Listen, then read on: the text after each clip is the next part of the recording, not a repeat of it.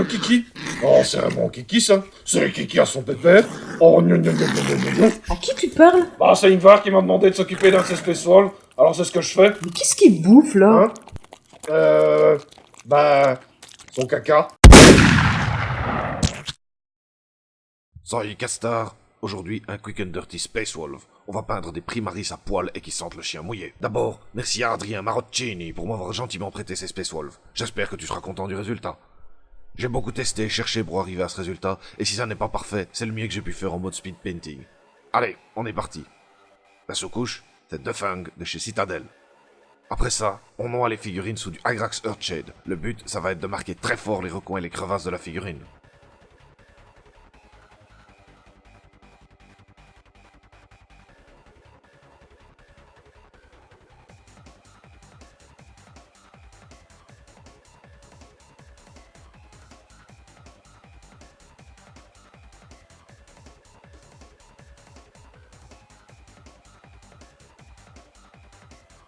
Puis on fait un brossage à sec un tout petit peu appuyé de rose grey.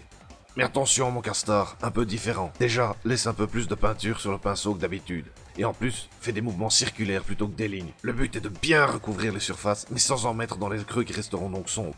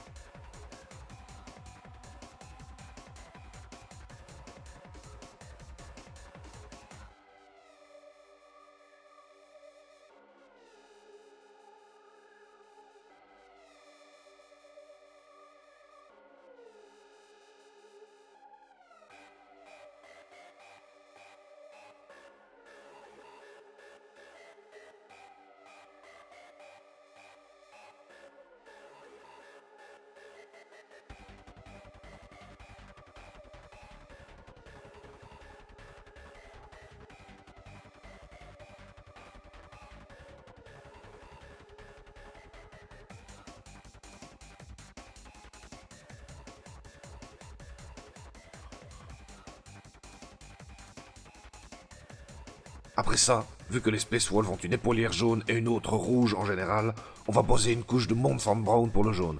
Parce que cette couleur de merde, quand elle est diluée, ne peut jamais se poser toute seule, sinon on voit la couche en dessous au travers en une sorte de vert dégueulasse. Et quand elle n'est pas diluée, elle est épaisse et s'étale aussi bien que si tu peignais avec du sirop de liège. Donc il faut toujours une couche de base d'une couleur adéquate, brun ou rouge en général.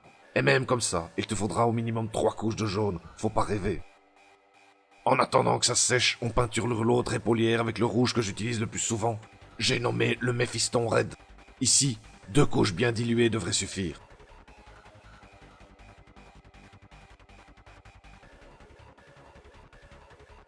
Puis on pose enfin le jaune du Irel Yellow.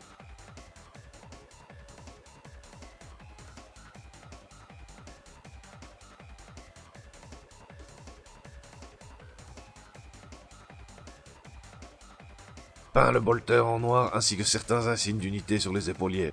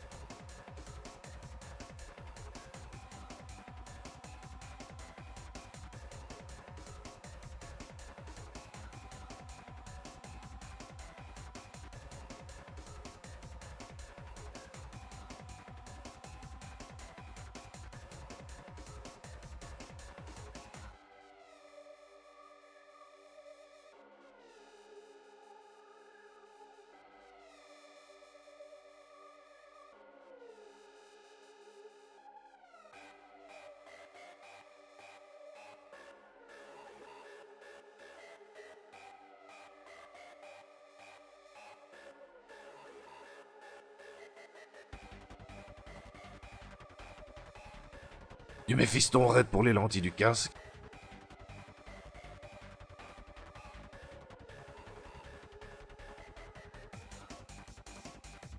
et du Lead Belcher pour le canon de l'arme.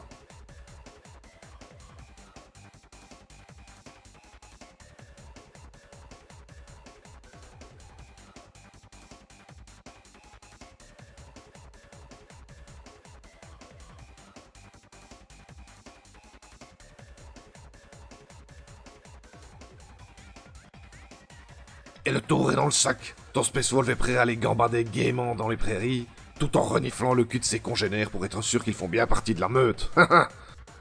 Si je devais refaire les choses, je pense que je ferais la même, mais en peignant un aplat de rose grey sur la sous-couche et le brossage à sec avec du Fenrisian Grey.